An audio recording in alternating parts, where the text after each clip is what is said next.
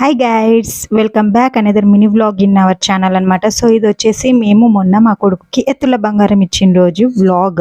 So మీలో ఎంతమంది ఎత్తుల బంగారం ఇచ్చేసారు, ఎంతమంది మేడారం వెళ్ళేసి వచ్చారు, ఎంతమంది జాతరను ఎంజాయ్ చేశారు అనేది కింద కామెంట్ సెక్షన్లో చెప్పండి. సో ఇది వచ్చేసి అమ్మ వాళ్ళ ఇంటి దగ్గర ఎర్లీ మార్నింగ్ లేచేసి ఇంటి ముందు ముగ్గులు వేసేసి బంగారం జోకించుకొచ్చేసుకొని ఇక్కడైతే అమ్మవారిని రెడీ చేసేస్తున్నాము.